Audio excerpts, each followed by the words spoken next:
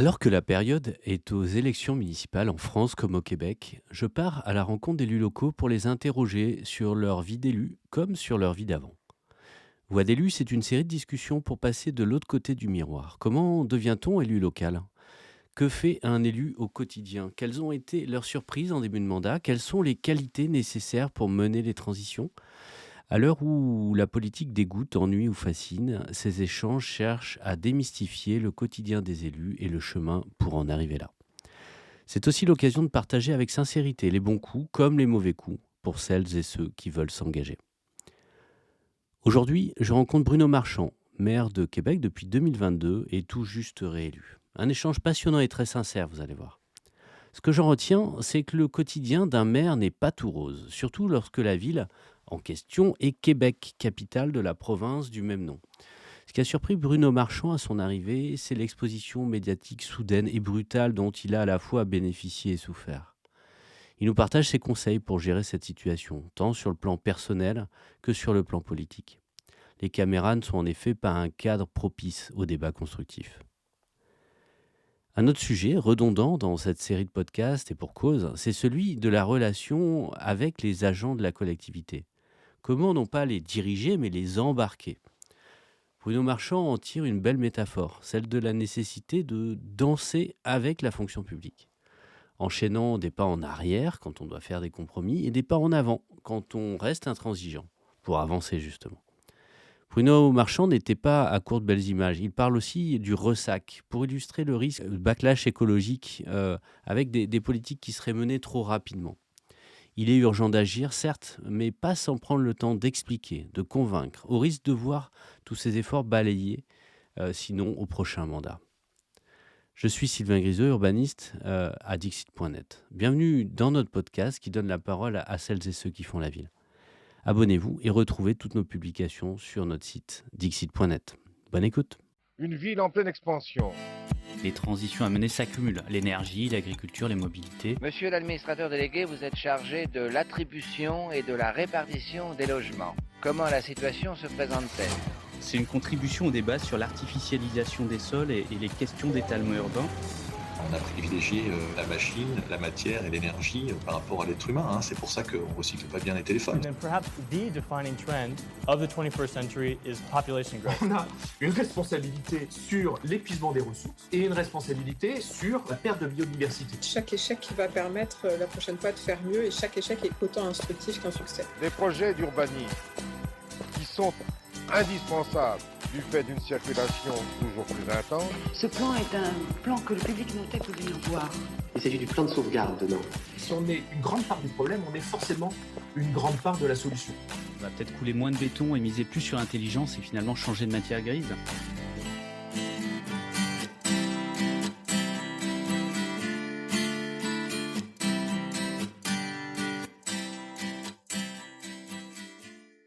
Bruno Marchand, bonjour. Bonjour.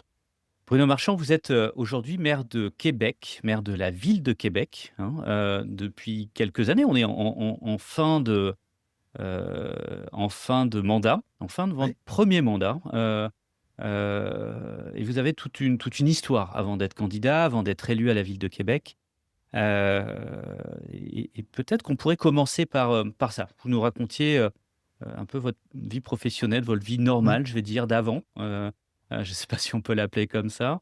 Et puis, comment on en arrive à un moment s'embarquer dans cette aventure avant qu'on Ouais. rentre dans le cœur du sujet. Mm. C'est une histoire d'engagement qui me vient de ma famille, plus particulièrement de ma mère. Et je me permets de vous conter une anecdote de mon enfance qui trace la voie et qui parle de façon très anecdotique, mais qui illustre plus largement que l'anecdote Ah ben volontiers. ce qu'on m'a enseigné. Chez moi, j'habitais dans un quartier populaire à l'époque, dans Limoilou. Limoilou s'est transformé, c'est un quartier de la basse ville de Québec, mais qui est en grande transformation. Et mes parents étaient des gens de revenus modestes. Mon père était voyageur de commerce et ma mère travaillait dans une banque et au moment de ma naissance, elle a décidé d'arrêter pour s'occuper de moi. Alors, c'était encore une époque où il y avait de ce type de choix. Et je ne le qualifie pas, mais il y a quand même une générosité derrière ça quand même un peu. Et ma mère balayait, l'été venu, les samas.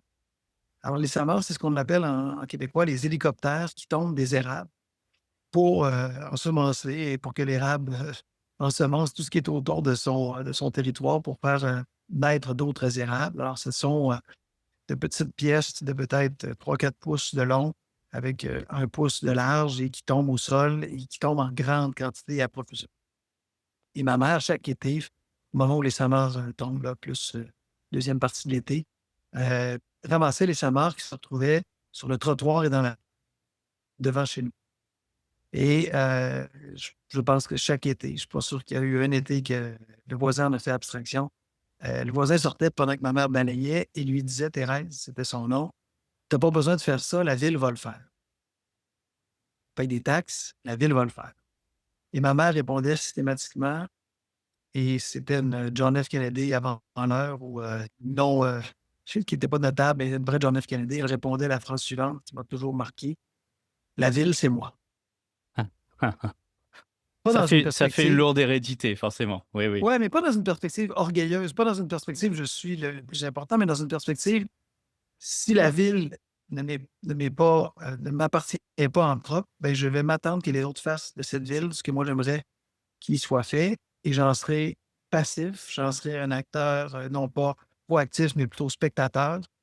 Et ça m'a toujours influencé parce que ce message était très puissant. Je ne le savais pas au moment de ma jeunesse, mais il a percolé longtemps pour dire, ben, les communautés dans lesquelles on grandit, dans lesquelles on vit, les communautés, et je dis communautés, oui, on parle d'institutions civiles, mais on peut parler de clubs, on peut parler d'équipes, on peut parler d'écoles, on peut parler de lieux où on travaille. Mais nécessairement, si on ne s'y engage pas au point d'en être propriétaire, ben nécessairement, le bien commun en souffre.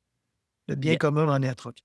il y a une expression en France dont finalement on a oublié le sens, hein, qui est nettoyer devant sa porte, Ouais, et qui correspond exactement à ça, c'est-à-dire une responsabilité individuelle de nettoyer le trottoir, alors qu'aujourd'hui, quand le trottoir est sale, on prend son téléphone, on appelle le maire pour ouais, l'engueuler. ouais, C'est pas tout à fait, la même posture vis-à-vis de l'intérêt général et de l'engagement collectif. ouais. Et c'est fascinant parce que dans les cultures, je ne dirais pas qu'en France et au Québec, on est au même niveau, ni aux États-Unis, mais dans les cultures, il y a une variation, mais il y a quand même eu une transformation j'ai envie de dire, d'une désaffiliation du citoyen envers sa commune, envers sa ville, envers son village, avec une attente, comme vous le disiez si bien, que l'autre, que l'élu, que quelqu'un fasse à notre place quelque chose qui nous appartient aussi. Alors, il ne s'agit pas ici de dire les villes doivent se désengager aux citoyens de, de, de penser que le bien commun lui appartient en propre et que la ville n'a pas d'intérêt et n'a pas d'obligation. C'est pas ça. C'est plus de dire quel rôle le citoyen doit jouer. Est-ce que c'est un rôle de spectateur qui est le critiqueur des décisions? Ça, c'est une chose, la démocratie appelle à ça, mais plus que ça, qui est le critiqueur de ce qui se fait, ce qui ne se fait pas et qui agit comme spectateur, ou plutôt, il appartient. Et les recherches témoignent de plus en plus que quand on a ce sentiment d'appartenance, la santé physique et la santé mentale en sont positivement affectées. Mais comment on fait pour retravailler ce sentiment d'appartenance? Moi, ce sentiment d'appartenance, il m'a nourri toute ma vie. Il me nourrit encore. Et longue réponse à votre question, mais pour dire pourquoi je fais ça, parce que je pense que dans ma vie à moi, ce qui a du sens, c'est de contribuer au bien commun, à ma mesure, avec mes forces, avec mes grandeurs et mes misères et mes petitesses. Mais il n'y a que ça dans mon travail qui m'apporte la satisfaction. Et c'est pour ça que dans ma vie, ben, j'ai travaillé à la prévention du suicide, j'ai travaillé à la lutte à la pauvreté, j'ai travaillé à une organisation philanthropique aux confins des donateurs, des gens capables de donner de la richesse, mais aussi de ceux qui avaient besoin pour lutter contre la pauvreté, aider des organismes communautaires. Ma vie a été dédiée à ça et elle le sera parce que c'est ce que j'ai appris et c'est ce à quoi je crois. Il n'y a pas de grande communauté si on n'y met pas ce qu'on a de plus grand en soi, cumulé à la grandeur des autres pour faire quelque chose de, je pense, Alors, un engagement pour le collectif, je ne sais plus comment l'appeler, vous l'avez très bien dit, une expérience associative dans les mouvements communautaires qui est pas anecdotique, hein, c'est une expérience de direction de mouvement communautaire pendant des années. Ça fait beaucoup et ça peut suffire par ailleurs, pour, à la fois remplir une vie ouais, professionnelle, mais aussi, hem, mais aussi un sens du devoir, une envie de servir le collectif, etc. Il y a peu d'ambiguïté, par rapport à ce type d'engagement professionnel. C'est à la fois un métier et un engagement. Pour autant, à un moment, vous avez ressenti, le besoin, la volonté Ouais. ou ou vous avez eu un accident, je ne sais pas. Racontez-nous en tout cas cette J'ai bascule, perdu, heu, j'ai perdu à Paris. ouais, ouais, c'est ça. Comment vous avez échoué, aussi C'est très bien. tristement pour finir maire de Québec? Ouais. Voilà. Ben, je, toute ma vie durant, on m'a dit que je fais de la politique. Parce que j'ai cet intérêt-là pour le bien commun, j'y crois, je suis capable d'aller à la défense des intérêts de plus grands que soi. Et toute ma vie durant, j'ai été en amour-haine avec la politique. Amour, parce que je pense que c'est un lieu où on a les leviers pour changer les choses, un lieu transformateur, un lieu pour se préoccuper des plus démunis, pour ceux qui en arrachent, un lieu où on est capable de transformer des communautés pour le bien de tous. Alors, ça m'a toujours fasciné et j'ai toujours cru à ce levier. J'ai jamais été désabusé de ce levier. Et en même temps, haine, parce que de la façon que certains la pratiquent, centrée vers l'intérêt personnel, on pourrait donner comme ultime exemple Donald Trump. Dans les jours actuels, il n'y a pas de plus, malheureusement, plus malheureux, plus englobant exemple que celui-là. La façon dont elle est parfois pratiquée par orgueil, par vanité, par égocentrisme, ça m'a aussi toujours repoussé. Et j'ai attendu en me disant, je dois être capable d'avoir assez de liberté en moi pour que si je le fais, je ne sois pas à la merci de ces tentations.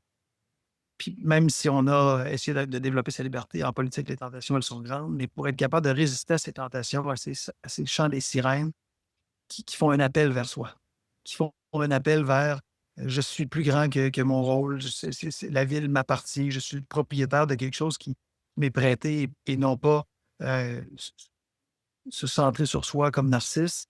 Alors, dans ce sens-là, je voulais attendre. Et si vous m'aviez posé la question il y a 10 ans, je vous aurais dit, si j'en fais, ce sera probablement jamais au palier municipal.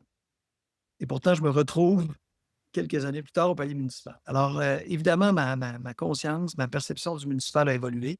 Je me suis rendu compte que ça touchait à tout, que c'était un des lieux où on pourrait avoir le plus d'impact direct pour le citoyen. Le municipal touche à tout ce que le citoyen fait, vit, regarde, pense dans une journée.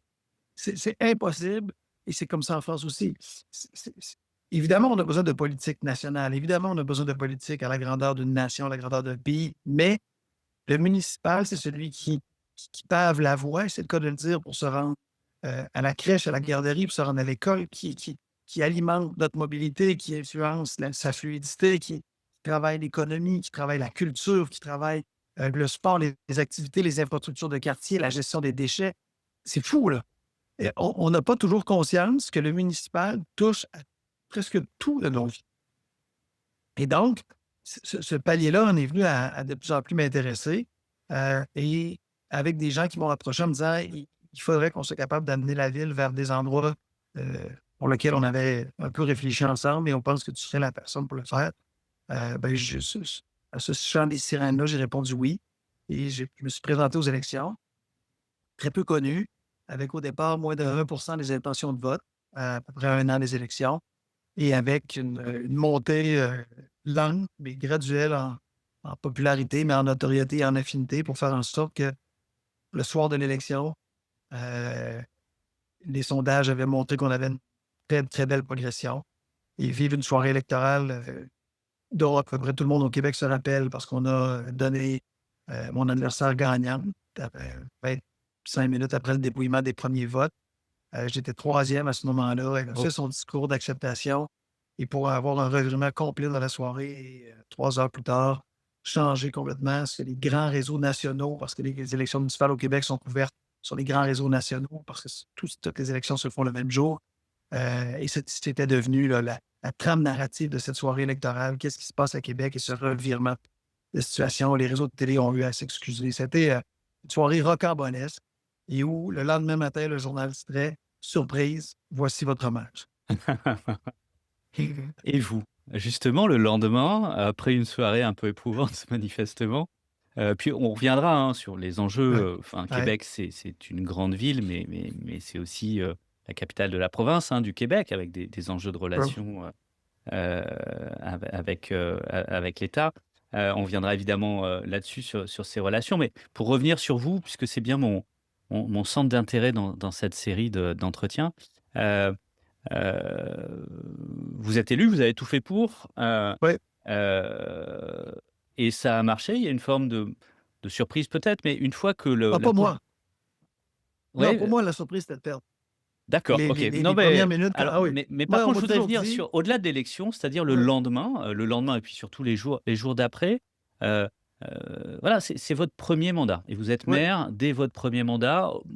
On a souvent des parcours, pas toujours, hein, c'est pas la première fois que ça arrive, mais en tout cas, on a de façon assez récurrente, des parcours progressifs où, on est élu au conseil municipal, à l'exécutif, et puis au mandat suivant, on devient maire et cetera et cetera. Il y a des mmh, formes d'apprentissage, progressif. Vous n'êtes pas, agent d'une collectivité, vous n'avez pas ce parcours-là, vous avez fréquenté le palais municipal sans y participer, vous n'avez pas été élu, mmh. précédemment et tout de suite, vous êtes maire. J'aimerais avoir, justement un peu, le souvenir de vos premières surprises. Quand on passe de l'autre côté de l'autre côté du miroir là, Ouais, on l'a souhaité, on a fait pour, ouais.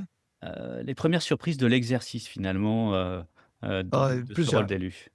Plusieurs, la charge qui vient avec les critiques. Alors, il y a des gens que ça prend pas beaucoup de temps pour que vous soyez déjà très critiqués. Ça, c'est une charge qu'il faut accepter de recevoir. Moi, je suis pas une personnalité qui est imperméable aux critiques. Je suis quelqu'un de très sensible. Alors dans ce sens-là, c'est tout un apprentissage. Je savais que les critiques, j'étais pas naïf, là. Je savais qu'en politique, on recevait, en France, vous dites, le politicien municipal, c'est le seul qui est à distance de claque du citoyen ou à distance du pied du citoyen. C'est pareil au Québec, mais ça paraît dans la charge, ça paraît dans les critiques, ça paraît dans les commentaires qu'on reçoit. Fait que ça, c'est un apprentissage. Pas tant parce qu'il y en a, mais par la somme et la virulence de certains. Heu, la l'immense, tendance à gérer les urgences, parce que dans une grande ville comme Québec, heu et comme beaucoup d'autres villes en France ou ailleurs dans le monde, on ne pourrait que gérer les urgences de tout son mandat et on n'aurait pas chômé. Il y a des urgences tous les jours. Il y a des crises. Il y a, des enjeux qui se profilent, d'une journée à l'autre et qui font en sorte qu'on ne pourrait faire que ça et la difficulté de mettre les urgences de côté, parce qu'il faut bien les traiter, les urgences, pour se positionner sur le long terme. Ça, c'est un immense défi. C'est un immense défi et dans les défis urbanistiques qui, en général, sont des défis de long terme, parce qu'on ne refait pas une ville, on ne guérit pas, on ne répare pas une ville, comme dit mon collègue Pierre Urmic à Bordeaux. Heu si on veut réparer une ville, ben, il va falloir se donner du temps, il va falloir se donner une vision, il va falloir penser longtemps en avance. Et donc, dans cette idée d'essayer de penser d'avance, d'avoir des stratégies, de penser 5, 10, 15 ans en avance, ben, tous les jours, il y a quelque chose qui vous dit qu'il faudrait mettre ça de côté et penser à l'urgence qui est arrivée aujourd'hui, qui est arrivée dans cette heure, qui va arriver cet après-midi. Alors ça, c'est une autre des surprises, la somme des urgences en quantité phénoménale qui viennent bousculer continuellement cette capacité à voir loin et à voir dans la durée. La troisième chose, je dirais, c'est l'apprentissage de la notoriété et l'apprentissage à comment on fait pour rester enraciné, comment on fait pour rester le même et non pas se prendre au jeu de la célébrité, de la notoriété et de penser que derrière ça, on en vient à fusionner le rôle qui nous est prêté, celui de maire et de notre personnalité et penser qu'on est plus grand que nature, ce qu'il faut. Nous sommes ce que nous sommes uniquement parce que pour un temps, un rôle nous est prêté, une confiance nous est donnée et mélanger les deux, ça fait des êtres, je pense, de très mauvais politiciens. Il faut être capable de toujours regarder ça avec la perspective et se rappeler que c'est une fonction qu'on occupe, pour laquelle on met une cape, mais c'est pas l'individu qui reçoit à la fois cette notoriété, cette reconnaissance, mais c'est en fonction du rôle qu'on occupe. Et ça aide, je pense, cet apprentissage-là à rester dans l'humilité. Tony Blair disait, dans la vie de tout politicien, euh, il y a 3 étapes. Il y a une première où il écoute, il est attentif aux gens qu'il souhaite représenter et qu'il peut représenter pour bien faire le travail. Il y a une étape où il devient sûr qu'il a raison et il n'a plus besoin d'écouter. Et il y a une troisième étape où il recommence à écouter avec humilité, ayant compris qu'il n'a pas raison seul et qu'il n'a pas la vérité infuse. Et il disait, peu de politiciens se rendent à la troisième étape. Mmh. Et je peux comprendre pourquoi, pour plein de raisons. Parfois, il faut faire taire les voix, mais on peut en venir à penser qu'on a tellement la vérité infuse que seuls nous savons de quoi la ville, dans ce cas-là, a besoin. C'est complètement ça. Mais ce sont des pièges, c'est une charge, ce sont des pièges, ce sont des enjeux sur lesquels on est rapidement, au départ, submergé par ça. Et même si on avait été conseillé avant, la mairie à la Ville de Québec, c'est un sport. Les médias, nous sommes la mairie au Québec la plus couverte médiatiquement parlant. Plus que Montréal, qui est une plus grande ville. Il y a ici, parfois dans mes points de presse, 10, 12 journalistes, c'est déjà arrivé, 14 journalistes, les réseaux de télé, les caméras, les photographes. C'est un lieu de sport et d'intérêt des citoyens, de sorte que ça vient aussi avec des avantages, mais ça vient aussi avec c'est un changement drastique de notre vie d'avant. Oui, merci de partager tout ça heu, il y a un peu cette idée quand même de donner des conseils ou en tout cas, que ceux qui sont déjà un peu en avance, puissent témoigner à ceux qui suivent, qui feront aussi un certain nombre Ouais. d'erreurs, Mais mais qui avancent. la clé ici, là, c'est de pas penser qu'on est infaillible. Nous sommes vulnérables, nous sommes faillibles. Et c'est surtout d'avoir des gens dans son entourage solides, forts, compétents, capables de nous remettre en question et de les écouter. Vous Je savez, vais le piège en politique, c'est que on est tellement critiqué, on est critiqué tout le temps, que nécessairement, humainement parlant, ça peut devenir invisible. Alors, le risque, c'est quoi? C'est que pour se protéger, on en vient à se créer une serre chaude. On en vient de se créer une petite équipe qui nous protège et qui nous dit plus ce qu'on veut entendre parce que nous sommes meurtris, fait qu'on n'accepte plus les critiques parce qu'elles viennent si souvent, si fréquemment et si puissamment qu'on essaie de se créer autour de soi un lieu de protection, ce qui est tout à fait naturel et normal parce que chaque humain a besoin d'avoir des lieux où il va être dans ce qu'on appelle un safe space, un endroit où il n'est pas à risque d'être menacé. Mais le piège de ça, c'est qu'on en vient dans cette serre chaude de se convaincre que ce qu'on fait est bon et que tous ceux qui nous critiquent sont dans le tort et que nous sommes sûrs d'avoir raison. Et ça fait des politiciens très, je pense, très déconnectés.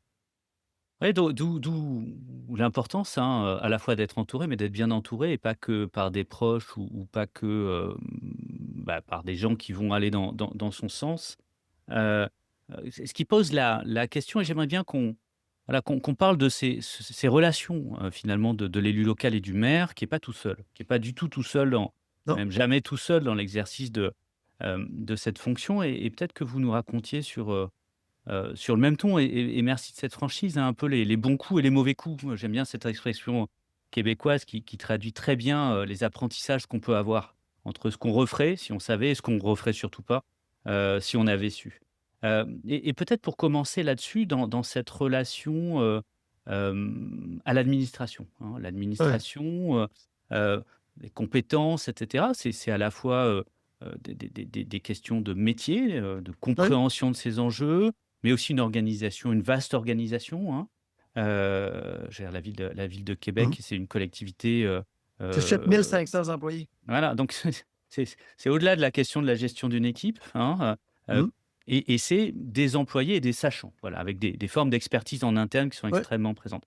Qu'est-ce que vous retenez de cette expérience, qu'est-ce que vous retenez de ce mandat-là finalement, dans la relation, dans l'organisation de l'administration, alors y compris, voilà, dans un mandat où il y a eu la volonté de changer les choses, hein et donc Ouais. sans doute de changer aussi, la façon dont on fait les choses et donc Oui. l'organisation? Je pense que alors que le glas sonne, je pense que le principal cadeau qu'on a fait à la ville, c'est de transformer une culture.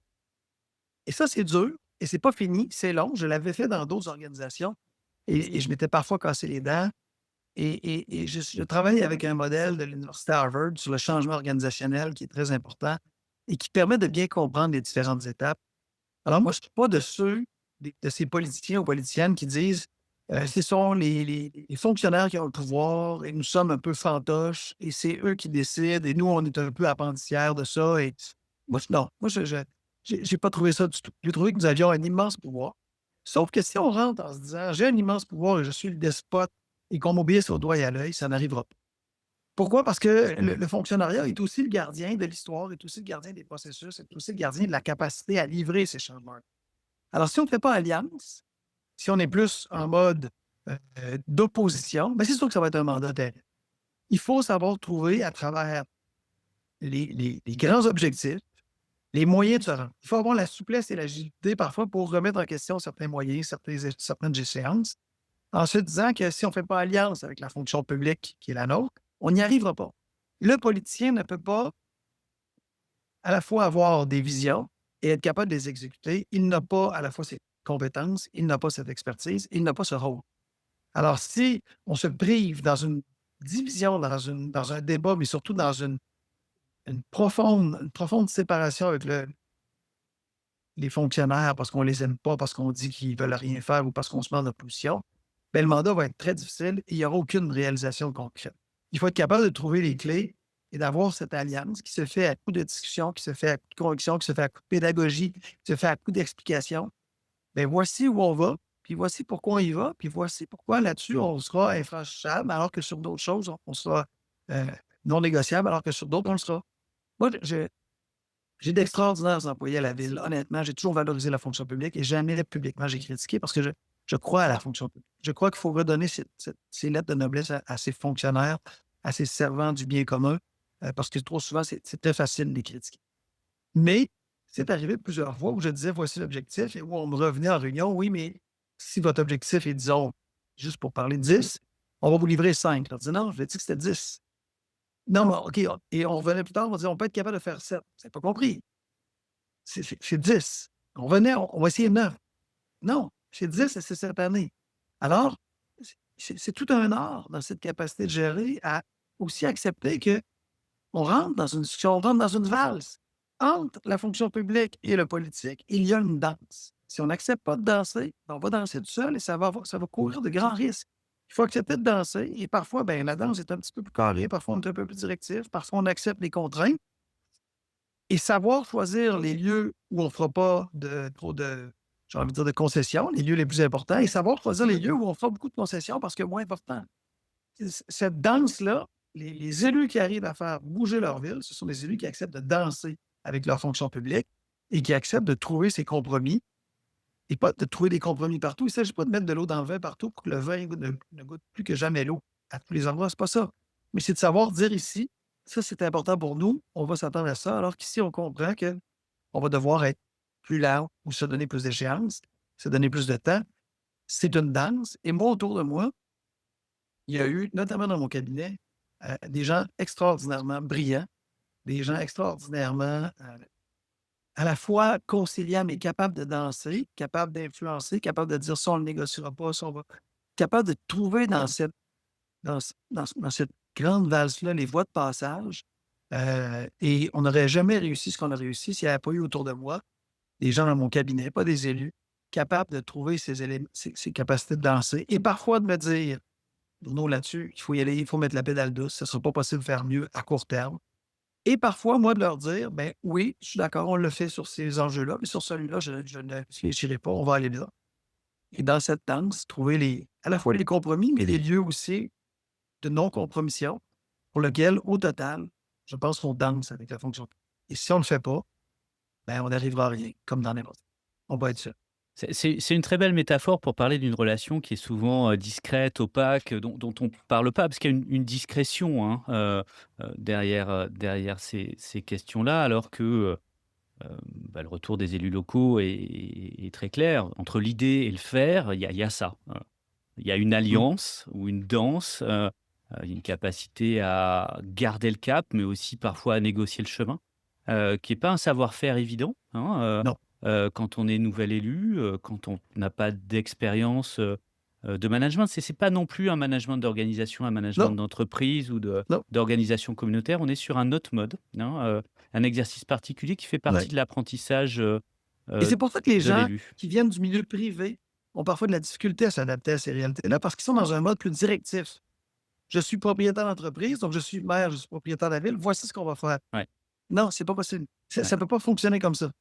Et on va mettre du temps avant de s'apercevoir que ça peut pas fonctionner comme ça Oui, parce et que on va se péter la maroulette plusieurs fois, on va au risque d'avoir des dommages. ouais. On l'a vu, nous, au Québec, il y a des élus qui se sont installés dans une relation de confrontation, puis ça n'a pas toujours été gagnant. Et je suis pas en train de dire que l'élu doit être flexible surtout, c'est pas ça. Mon propos, il n'est pas là. Mon propos, il est de dire quelles sont les choses non négociables importantes. Elles ne peuvent pas être du nombre de 20, 30, 40, 50. C'est impossible. Quelles sont les choses pour lesquelles on peut négocier la durée, l'échéance, le temps, la façon, pour faire en sorte qu'on respecte aussi les capacités d'agir et la capacité de mobiliser les troupes. Si le général ne mobilise pas ses troupes, il a beau avoir raison, devant l'immensité de la guerre, il va la perdre.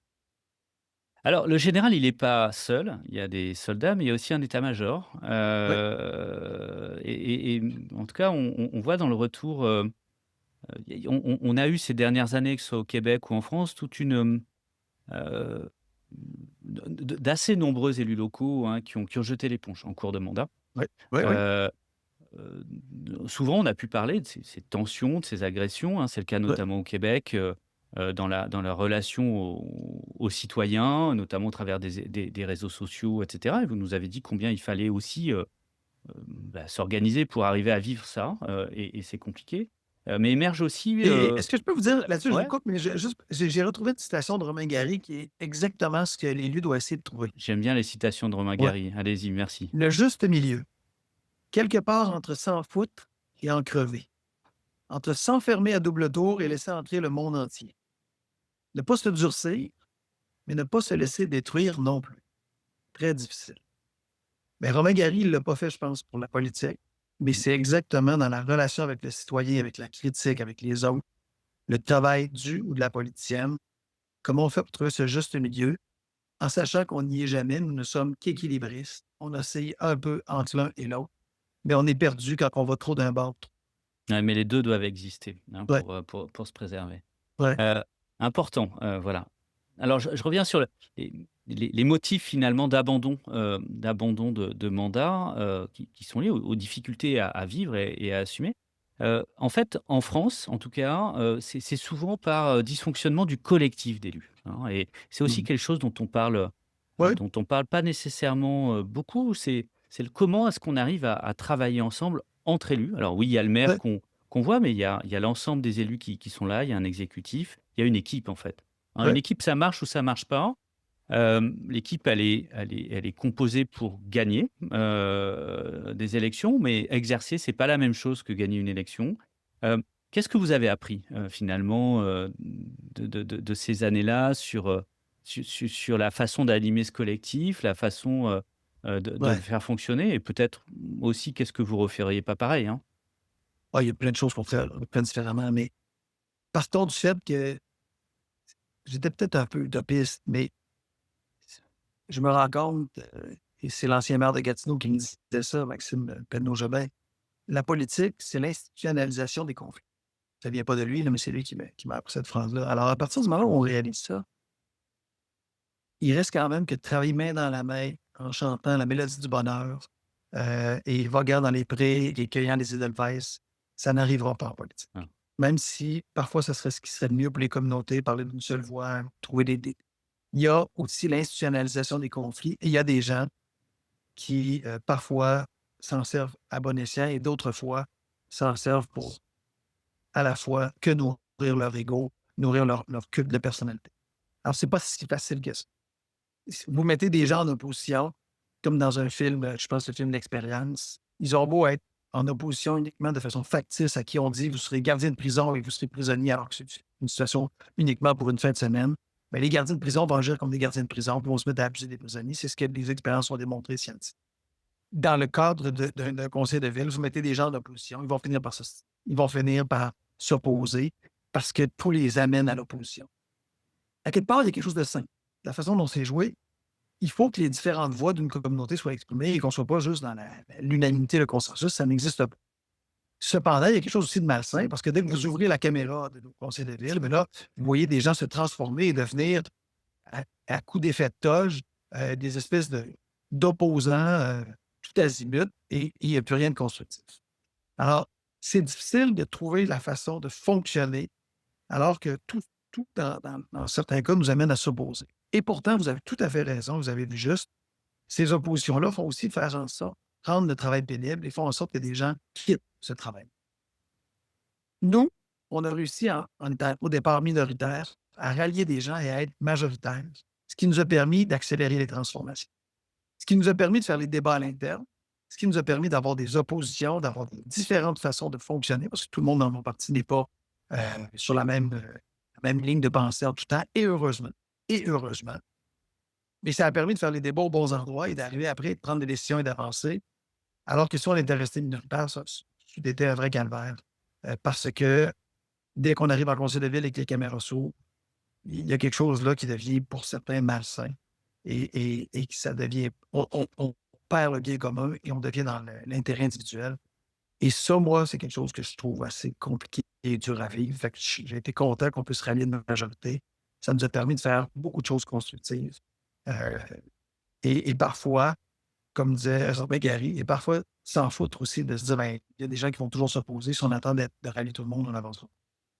Fait que, encore là, on revient toujours sur le même thème. Hein. On revient sur cet équilibre, cette capacité à rallier, mais pas non plus attendre que le dernier des Mohicans se rallie, sinon on n'avance pas. Et vous le nommiez en ouverture, c'est probablement un des plus grands défis de notre temps actuel. C'est que le contexte géopolitique, le contexte des changements climatiques, le contexte des crises sociales que nous vivons, prenons par exemple ne serait-ce que l'itinérance ou la pauvreté qui augmente dans plusieurs endroits, font en sorte de devoir nous imposer d'accélérer le rythme. Je cite à nouveau Pierre Urmic de Bordeaux qui disait en termes de changement climatique, nous n'avons plus le luxe du temps. Je pense qu'il a raison. Le problème avec ça, c'est que quand vous amenez des changements importants et que vous changez la vie des gens et que vous n'avez plus le luxe du temps, mais nécessairement, ça suscite beaucoup de grogne. Vous venez jouer dans le quotidien des gens, vous venez jouer dans leur réalité avec une force extérieure, donc une puissance extrinsèque qui vient dire tu dois changer. Et cette volonté-là vient de l'extérieur. Et on connaît en psychologie les effets négatifs d'une mobilisation extrinsèque plutôt qu'une mobilisation intrinsèque qui vient de soi-même. Cependant, avant de changer, bien, parfois les individus ont besoin de pédagogie, ont besoin de comprendre, ont besoin de lenteur. Pourquoi je devrais changer? Pourquoi je devrais faire du compostage, de la biométhanisation? Pourquoi je devrais prendre mon vélo plutôt qu'un moyen qui émet des GS? Pourquoi je devrais me faire suer avec la marche alors qu'il ne fait pas très beau, mais c'est un gain pour la planète? Ça suppose des changements internes chez les individus qui sont difficiles parfois à accepter. Et le problème que nous avons, c'est que nous n'avons plus le luxe du temps. Alors, nécessairement, ça suscite encore plus de conflits dans ce contexte-là. Parce qu'on est plus juste à se dire qu'il faut s'occuper de la planète, il faut s'en occuper vite. Et la vitesse fait en sorte que, bien, nécessairement, ça augmente les conflits, ça augmente la tension, augmente les choix qui sont faits et ça crée beaucoup de polarisation. Mais je veux bien qu'on élabore un peu là-dessus. C'est absolument central et ça touche évidemment, notamment les enjeux urbains, une urbanisme québécoise que je cite dans mon dernier bouquin, me disait très bien. On avait compris que le changement climatique, ça allait changer nos modes de vie, mais on n'avait pas compris que ça allait changer la vue depuis la fenêtre de notre chambre à coucher. Ouais, Hein. ouais. Donc, non seulement c'est des changements importants, mais c'est des changements qui touchent à l'intime, qui touchent à l'éducation des enfants, qui touchent Ouais. aux mobilités du quotidien, qui touchent à notre jardin, à notre chambre à Ouais. coucher, à notre consommation, etc. etc. Il y a à la fois une urgence, à Mhm. l'évidence, et en même temps, on le voit bien, quand on allant trop vite en n'expliquant pas, on a des effets de bord, comme on le constate aujourd'hui chez Ouais. vos voisins du Sud, hein, Ouais. et que quelque part, il va bien falloir trouver le temps d'expliquer ça. Une des hypothèses, c'est quand même, au vu de l'incapacité du national en France et du fédéral, et alors peut-être encore plus d'ailleurs du provincial au Québec à attaquer ces enjeux et à écrire un récit, donner une vision Ouais. finalement d'une société qui a évolué. C'est sans doute au local qu'il va falloir faire le job. Au local Mhm. qu'il va falloir inventer les récits et aussi avoir une posture une fois de plus ambiguë de l'élu local qui va expliquer et donner envie. Comment vous imaginez ça? Vous vous projetez aujourd'hui dans la suite, mais même dans 10 ans, le chantier ne sera pas fini. Non. Comment vous imaginez le rôle de l'élu local et votre capacité finalement à donner envie de bouleversement? Ouais. Moi, c'est plus de cette école que de l'école. Vous savez, il y a 2 écoles présentement. Une école qui dit, ben, on va imposer les changements, puis les gens, ils n'auront pas de choix. Moi, je suis moins de cette école. Parce que je pense qu'elle crée des effets délétères, des effets de ressac qui sont très importants et qui, à long terme, peuvent nous faire perdre. Alors, je suis plus partant pour Je dis pas qu'il faut pas faire de changement, je dis pas qu'il faut attendre l'unanimité, mais je suis plus de l'école de continuer d'expliquer. Par exemple, sur la mobilité à Québec, moi, j'ai jamais mis à mal les automobilistes. J'ai jamais traité les automobilistes de citoyens de second ordre ou de personnes qui se foutaient de la planète. J'ai toujours voulu présenter ça en disant la nouvelle mobilité, c'est une mobilité intégrée où chaque citoyen aura le pouvoir de choisir à travers les différents moyens qui s'offrent à lui, sa réalité. A-t-il les enfants? Est-ce que nous sommes en hiver? Quelle est sa réalité quotidienne aujourd'hui? De choisir le bon moyen. Et parce qu'il est intelligent, de choisir le bon moyen pour lui et pour la planète, autant que faire se peut. Mais pour ça, comme ville, notre premier devoir, c'est d'offrir les moyens comme étant accessibles, faciles, confortables, sécuritaires et en quantité. On ne peut pas choisir le vélo si on a l'impression qu'on va se faire tuer en se rendant au bureau à chaque matin. On ne peut pas choisir la marche si on a l'impression que c'est le parcours du combattant parce que les trajets ne sont pas intéressants, parce qu'il y a du bruit, parce qu'on est arrêté tout le temps. Alors, il faut être capable d'offrir aux citoyens des mobilités et des mobilités qui vont devoir être intégrées. Nous, on travaille beaucoup à ça. Être la première ville en Amérique du Nord à avoir une mobilité intégrée ou dans une application, vous avez toutes les mobilités possibles, de votre paiement de stationnement à le vélo-partage, à l'autopartage, à l'autobus, au tramway, etc., pour faire en sorte que ce soit facile, accessible et que, selon votre journée, tout soit facile et accessible. Et on l'a vu, on a mis des services de transport à la demande dans certains quartiers périphériques et ça fonctionne parce que ça fonctionne. On a mis le vélo électrique en vélo-partage à Québec, alors que tout le monde nous disait que Québec, ce serait jamais une ville de vélo et que ce serait juste en dilettante que certains le feraient. Et on va atteindre 2 millions de déplacements pendant 6 mois cet été. C'est un record que les gens ne pensaient jamais qu'on atteindrait aussi rapidement. Pourquoi? Parce qu'on met en place des services accessibles, de proximité, conviviales, pas chers, qui fonctionnent et sécuritaires. Et ça fonctionne. Est-ce que tout le monde un jour utilisera le vélo? Évidemment pas. Mais c'est la multiplicité des mobilités qui fait en sorte qu'on est capable de dire aux gens, vous allez faire votre choix. Alors, je reviens à votre question de départ. Moi, je suis plus de l'école de dire aux gens, regardez, notre travail, c'est de mettre des services en commun, des services disponibles, des services proches de chez vous, qui font en sorte qu'après, vous pourrez prendre des bonnes décisions. Et quand on le fait, build it and they will come, ça fonctionne. Bruno Marchand, manifestement, vous ne manquez pas d'envie de faire et d'engagement. 4 ans, c'est un mandat municipal au Québec. C'est court au Québec. C'est court en mandat, C'est court. déjà en France, mais d'autant plus au Québec. L'envie de continuer? Oui. Non, définitivement. Je pense qu'en 4 ans, nous avons fait beaucoup pour le temps imparti qui nous était offert. Beaucoup plus que ce que je pensais même. Changer une culture, c'est pas si simple. Donc ça, c'est à la fois à l'interne et à l'externe. Je pense qu'il en reste beaucoup à faire. Mais je pense aussi qu'il y a beaucoup à perdre. Les changements que nous avons amorcés sont profitables pour Québec, une ville qui affronte avec courage ces enjeux, qui accepte de changer. Mais il en reste beaucoup à faire. Et d'autres, et c'est tout vent de changement politique amène à ça. Certainement, présentement, certains veulent qu'on revienne en arrière, des politiciens qui se présentent contre moi. Il y a un grand risque à revenir en arrière. Alors, je pense qu'on a beaucoup fait, il reste beaucoup à faire, mais il y a beaucoup à perdre. Si on ne résiste pas au chant des sirènes qui nous disent que c'était mieux avant, pour serait mieux de revenir in the good old days, je pense que on serait très perdu. Eh bien, écoutez, Bruno Marchand, merci beaucoup pour cet échange, pour cet Avec plaisir. engagement. Et puis, on sera attentif dans les prochaines semaines à s'assurer que la transformation continue à Québec. Merci à Ce vous. sera un plaisir d'en parler avec vous après l'élection, si jamais les citoyens nous prêtent leur confiance. Très volontiers. À bientôt. À bientôt.